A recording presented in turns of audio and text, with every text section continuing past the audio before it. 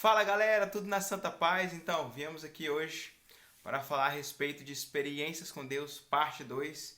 Se você não assistiu a parte um, volta lá e assiste a parte um. Vou deixar aqui na descrição do vídeo também, tá? Para você poder estar vendo. Então, eu tava pensando em quais experiências contar, certo?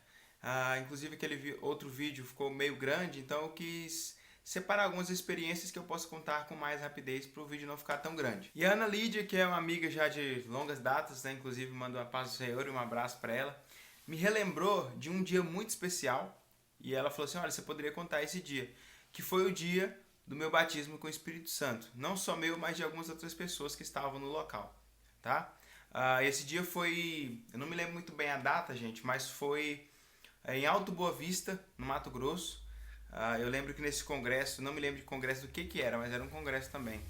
A Canção e Louvor estava cantando lá, tinha um pregador também muito usado por Deus naquele dia. Nossa, meu olho tá muito vermelho, cara. Isso não é outra coisa, gente, é sono. Não consegui gravar durante o dia e agora já é quase meia-noite, eu tô com um pouco de sono, mas a gente precisa gravar porque amanhã meu dia vai ser bastante atolado. Mas vamos pro vídeo, então deixa eu continuar a história. E esse era um momento da minha vida que eu estava assim, ansiando muito pelo batismo com o Espírito Santo. Já estava em uma campanha junto com o Marcos Vinícius, um outro irmão meu que eu até citei no outro vídeo anterior sobre as experiências com Deus, a primeira parte.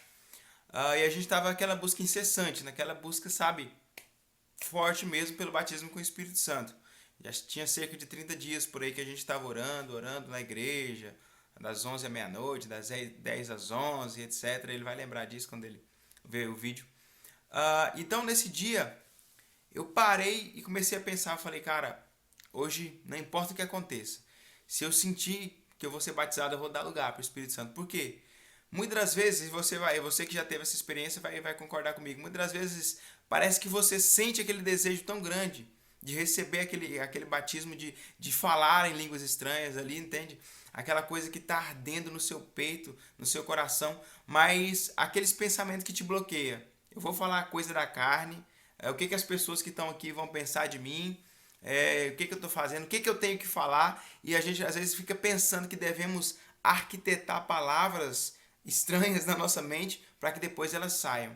Mas na verdade, irmãos, é como se essas palavras elas saíssem de dentro para fora. A gente não pensa, a gente não arquiteta, entende? Aquilo que a gente vai falar, elas simplesmente saem. Então, quando eu descobri isso, e descobri que eu não deveria me importar com o que as pessoas que estão em volta de mim pensariam e que simplesmente eu deveria dar lugar para o Espírito Santo, foi aí que o Espírito Santo me tomou mesmo. Então eu lembro ali que nesse dia eu tava com o Mark Anderson, outro irmão meu. Um abraço, mano. Tamo junto, é nóis. Ele tava do meu lado, a gente ali meio que abraçado assim, um do lado do outro. E eu chorando muito e ele também do lado. Daqui a pouco, pã, começa a falar em línguas estranhas, do nada, sabe? Ali meio tímido ainda, mas eu sentia aquela coisa fluindo, sabe? Do meu íntimo para fora. E eu esqueci, eu não pensei mais, não raciocinei mais. Falei, cara, eu tô falando línguas estranhas, ou eu tô sendo batizado, eu não pensei mais nisso. Eu simplesmente abri meu coração e parece que aquela glória veio do céu e me tomou, cara. Me tomou de uma forma que eu, assim, fiquei extremamente cheio do Espírito Santo naquele dia. Então eu falava em línguas estranhas, assim, de uma forma tão rápida, era muita língua estranha que eu falava, que eu mal dava tempo de respirar. Eu lembro que minha respiração era muito curta, tipo...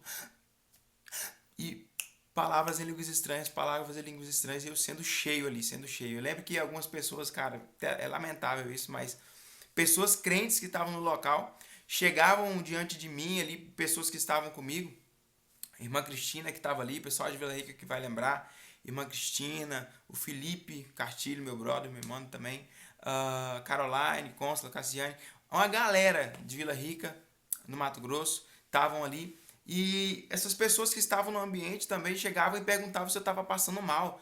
Tem algum problema com ele? Ele está passando mal e tal. E não, irmão, é batismo com o Espírito Santo, está sendo batizado. Parece que está tão raro ver batismo com o Espírito Santo que quando acontece o povo até estranha. Então, gente, para resumir, só sei que o culto acabou e eu falando em línguas estranhas. Eu tentava parar, mas não conseguia mais, certo? Não tinha, parece que não tinha controle com os meus lábios. Eu não conseguia parar de falar. Então o culto acabou e eu falando em línguas estranhas. A gente voltou para o alojamento que a gente estava na escola e eu nesse percurso falando em línguas estranhas. Aí eu comecei a ter um domínio um pouco maior. Eu ficava em silêncio, sabe? Ficava calado. Mas quando eu queria falar alguma coisa, falava em línguas estranhas. Foi difícil até para tomar água, porque eu não conseguia, lá na igreja, quando a gente estava naquele momento ainda de adoração, tentaram me dar água e eu não conseguia parar de movimentar meus lábios, e aí ficava difícil de beber água. Cara, mas foi uma experiência sobrenatural. Acho que ali foi um marco na minha vida.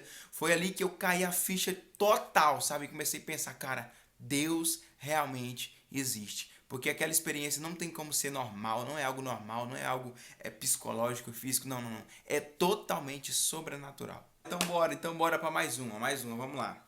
Segunda, dessa parte 2. Peraí. Pra gente continuar, se inscreve aí no canal, galera. Curte o vídeo, beleza? Você esqueceu de fazer isso, até agora você não fez, desde o começo. Pronto? Valeu?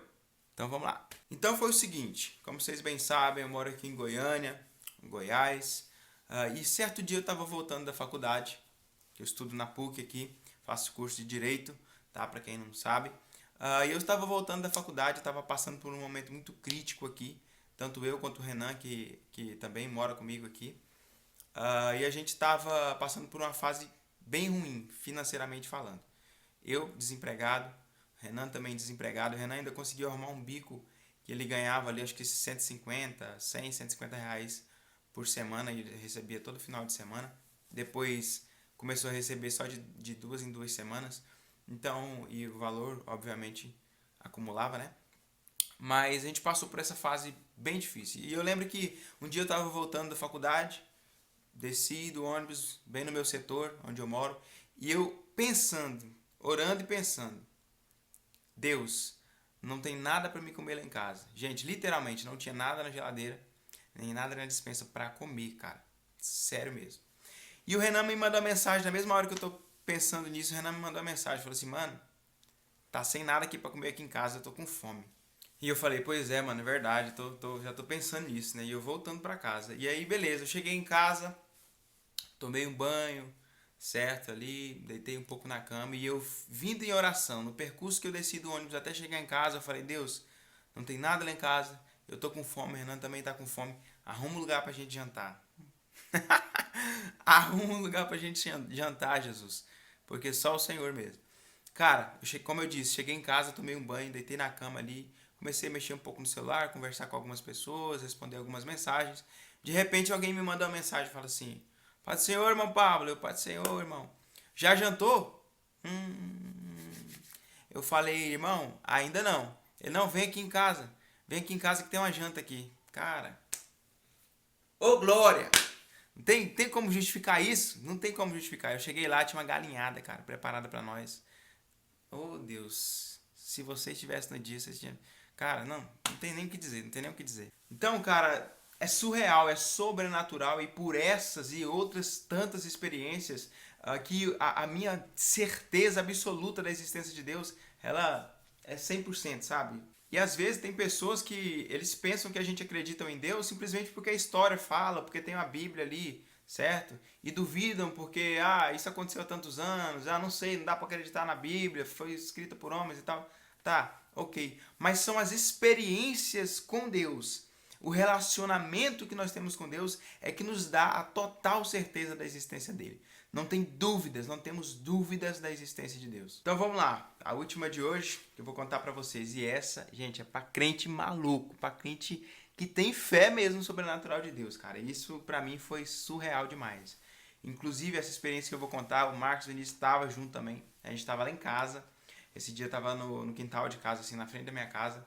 Eu lembro que lá tinha uma graminha assim e tal. E a gente foi e colocou umas cadeiras pra gente sentar lá na frente. Não me lembro o que a gente tava fazendo, se estava tomando teres ou se estava só conversando mesmo, mas eu acho que a gente tava só conversando mesmo. Porque faz muitos anos isso, muitos anos mesmo. Então a gente sentado ali, certo? Beleza, em um instante a gente parou de conversar um pouco e eu sentado numa cadeira e olhando pro céu, sabe? Olhando pro céu.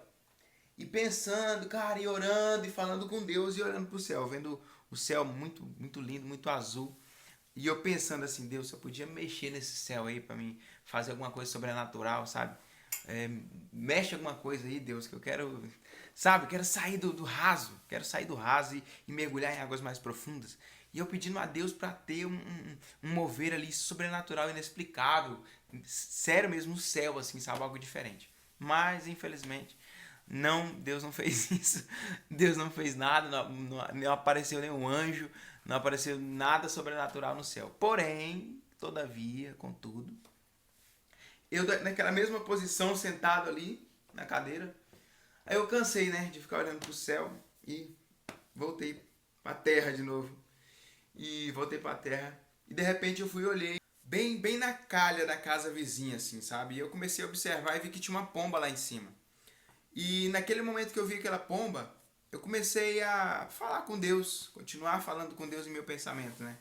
E pensando, eu falei, Deus, seria tão interessante se eu trouxesse essa pomba até aqui em mim, ela viesse, quem sabe, pousasse aqui em mim, onde eu tô. Vocês sabem muito bem que pomba é um bicho muito arisco, assim, né? A não ser quando ele tá acostumado a ficar perto de pessoas, mas normalmente a pomba que você faz assim, ela já voa, né? Ela é bem desconfiada, assim, muito esperta. E ok, eu pensando naquela pomba, aquela pomba poderia vir até em mim. E eu pensando e pensando e orando a Deus, sabe? Querendo ter uma experiência com um ser, um outro ser ali, uma influência de Deus com um animal, cara, sabe? A gente sabe que os animais, eles ouvem a voz de Deus, né? Como foi com o Daniel mesmo na cova dos leões. E eu ali pensando nisso, cara, de repente mesmo, aquela pomba deu um rasante, gente. E o Marcos Vinícius tá para provar, qualquer pessoa pode chegar e perguntar para ele, que ele tava no dia. Aquela pomba deu um rasante e veio até perto do meu pé, assim, sabe? E digamos que aqui é o chão. As patinhas dela assim, ó, os pezinhos veio, não triscou no chão, veio bem próximo assim, ó, tipo, bem próximo, mas não triscou no chão. Eu lembro cada detalhe disso. Ela veio, ficou bem pertinho de mim, assim, sabe? Uma distância, acho que não dava nem meio metro de distância de mim, sem tocar os pés no chão. E ela com as asinhas assim, batendo, sabe? Batendo as asinhas assim, e ficou de peito pra mim, assim, e me encarou por alguns segundos, cara. E eu fiquei assustado vendo aquela cena, e de repente ela veio e subiu voando de volta, e eu tive que agachar um pouco para ela passar, senão ela teria batido no meu rosto. Na hora que aconteceu aquilo, eu já olhei direto pro Marcos e falei, cara, que é isso? E ele também achou muito estranho, né? Aí eu fui contar pra ele a história. Não, eu tava aqui agora, tava pensando, tava orando, tava... Gente, foi uma experiência que, tipo, não dá pra explicar, não tem como explicar, é sobrenatural, tá? Sobrenatural mesmo, mas uma experiência que eu tive, eu carrego pra minha vida toda. Já contei isso pra várias pessoas, talvez você que tá vendo esse vídeo já até ouviu essa história.